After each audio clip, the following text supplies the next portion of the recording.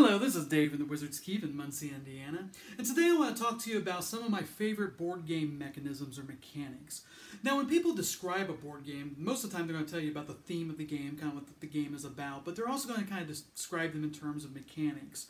And board gamers, especially kind of veteran board gamers, will just kind of throw around these terms that can sound a little overwhelming or like a foreign language to beginning board gamers.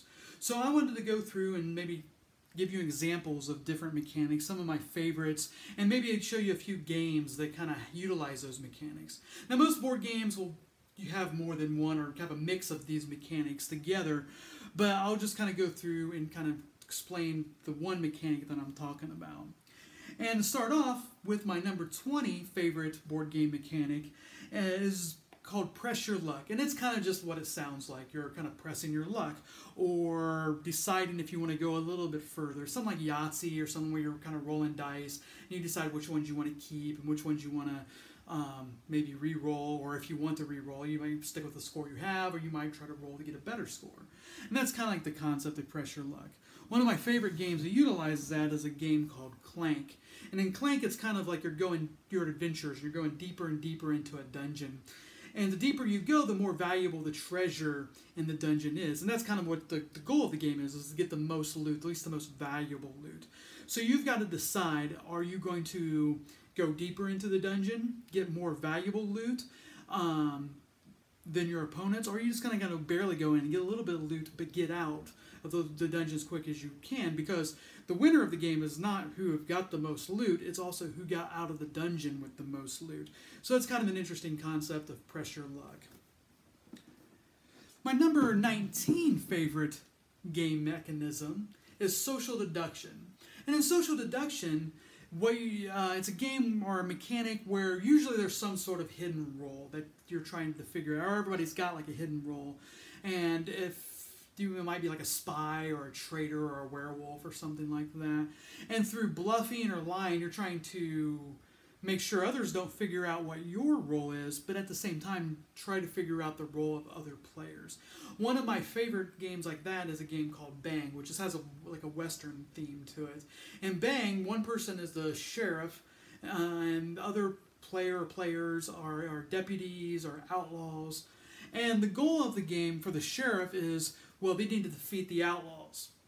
Well, the goal of the deputies is help the sheriff win, and then the outlaws' goal is to defeat the sheriff. So everyone knows who the sheriff is in Bang, but no one knows who the deputies are or who the outlaws are. So over the course of the game, you're going to be playing different cards on each other, different attacks on each other, and the outlaws are going to be trying to eventually have the sheriff die, but they don't want the sheriff to necessarily know who's an outlaw and who's not. I mean, the best action is if you get a sheriff to kill off one of his own deputies, because that just helps the outlaws win. And that is the whole concept of Social Deduction. My number 18 favorite trick-taking, or game mechanics is what I just kind of spoiled it, is trick-taking games. And trick-taking games, most people are kind of familiar with the concept of trick-taking games as well, either with poker or euchre.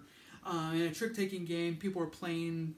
Usually it's card-based, not always, but it's usually card-based. So someone's going to play a card or play a set of cards or a hand of cards, and then someone else is going to play their hand or certain cards that outranks what their opponents have played to try to win the trick. And that's the whole concept of the game. And there's several different games that utilize trick-taking.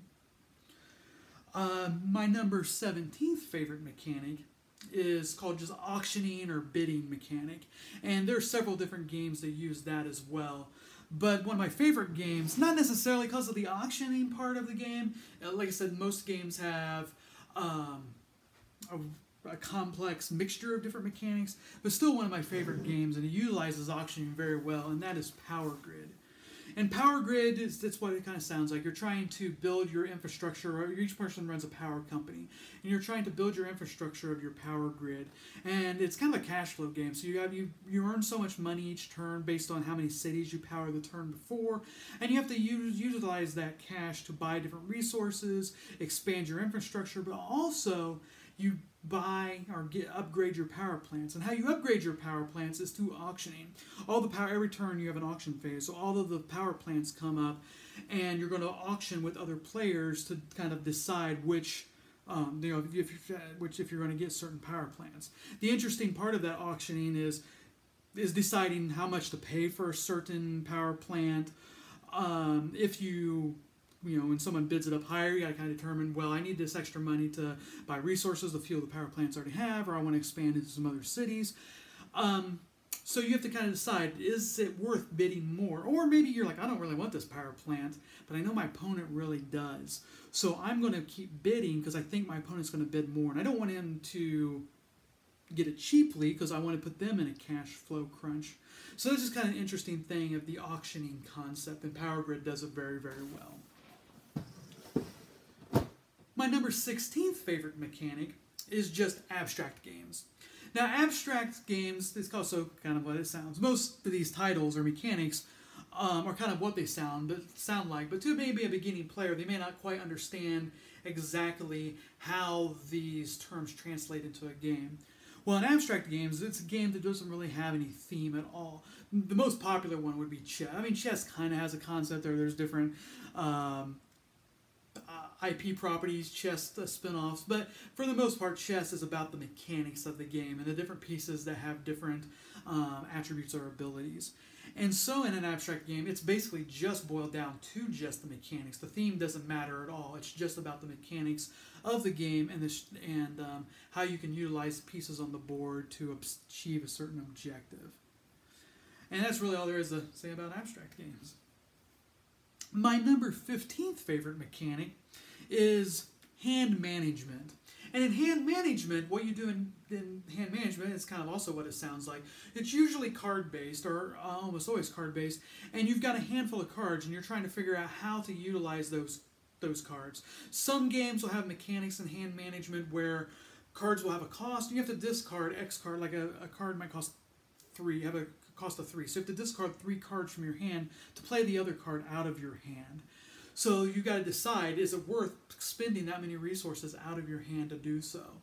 Or other forms of hand management, which is also utilized in one of my favorite games, Gloomhaven, is you're playing cards, but you have to decide, you're just playing cards into your discard pile for effects. But it's at some point to get those cards back, you kind of have to, in Gloomhaven, you have to rest your character to get those cards back. So you have to kind of decide when's the best time to take a rest so you can get certain cards back. You might try to find the moments where you're not fighting other monsters, so you're like, oh, this is a good time to take a rest so I can get all my cards back. Or you might be like, I really need these certain cards that I played, my more powerful cards or better cards, so I need to rest now to try to get that card back. So those are the kind of decisions you make in hand management games. My number 14th favorite mechanism or mechanic would be action point system, or just actions. And that's one of the most broad or generic kind of concepts. But basically in an action point game, you have, on your turn, you just have so many actions that you're allowed to take to do different tasks. And sometimes, maybe if it's a powerful action, it may cost you multiple actions or multiple action points to take that action. So you have to decide, is it worth expending this many actions to get this really big action, or do I want to spread out to smaller actions? One of my favorite games that utilizes that mechanic would be Pandemic. Pandemic, each player is a scientist, and you're working together to kind of cure global diseases. And each scientist usually has its own kind of special abilities, but also, broadly, everybody has 4 actions. And you can take those actions to cure diseases, to move across the board, to remove different disease tokens or cubes off of the board to kind of help contain the disease. So you have to decide what you're going to do on each turn with those 4 actions that you have. And so that's just an example of the action point system. My number 13th favorite mechanic is set collection. And in set collection, what you're trying to do, this is usually also a card-based mechanic. So you're trying to collect certain types of cards to get different victory points. Usually in a set collection game, there's kind of an exploding system of points. Meaning if you have like 1 or 2 copies of a particular card, it's worth so many points. But if you get that 3rd copy, now exponentially it's worth more points. You get that 4th copy, it's even more. Each card is worth more points. And one of my favorite games that utilizes that is a game called Seven Wonders Duel. Now, Seven Wonders Duel is a kind of a card drafting game, two-player card drafting game. But one of the mechanics of it is there's different paths of victory. You have a military victory, or a science victory, or just a victory point victory. Victory, if the game ends and no one has won yet, then whoever has the most victory points wins. But you also can draft cards that give you different military points. So, and if you get to a certain, it's like a tug of war. As you get military points, it takes away from your opponent, and as they get some, and it takes away from you. But if you ever get to a certain amount of military points, then you win militarily. Or you can collect different sets of different scientific achievements or symbols or inventions or concepts. And if you get a set number of those different icons on your cards that you've drafted, then you win the game through enlightenment or through science.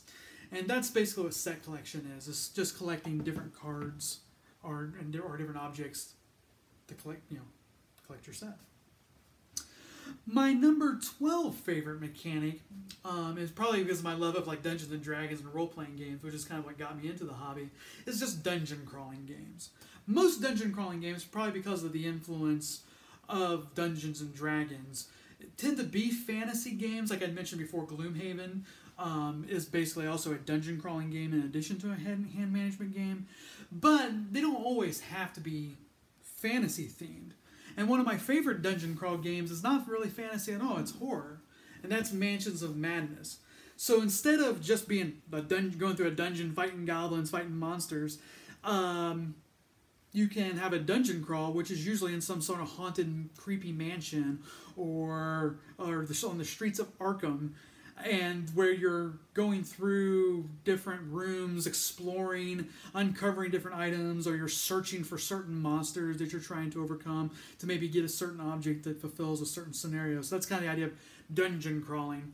In the fantasy themes, it's pretty typical. Get to the end boss, kill the boss, get the treasure. But there's different ways or different types of games that utilize this dungeon crawling concept or mechanic. And my last one I'm going to talk about today, for my number 11 mechanic, is Tile Laying. And one of my favorite games that does that is the classic game of Carcassonne.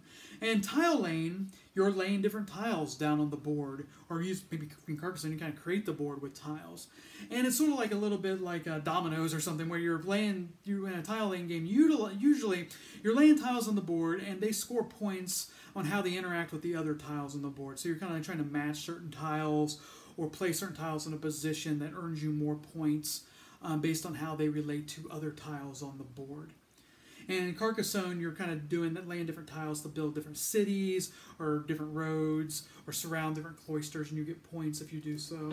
Here's kind of a little example of the different tiles that you can lay on the board, and you kind of place your meeples on the board to kind of claim those tiles. And that is tile laying. Well, I hope you enjoyed this video. I hope that you got a little bit better understanding of some of those mechanics. They can be a little overwhelming. I want to just kind of give a brief overview of what some of those mechanics are. And as always, if you have any questions about these mechanics or anything else, feel free to stop into the Wizard's Keep sometime, and I'll be glad to help you out. Thank you again for watching. So hopefully in the next couple days I will put up another video giving my top 10 favorite board game mechanics. Thank you very much for watching.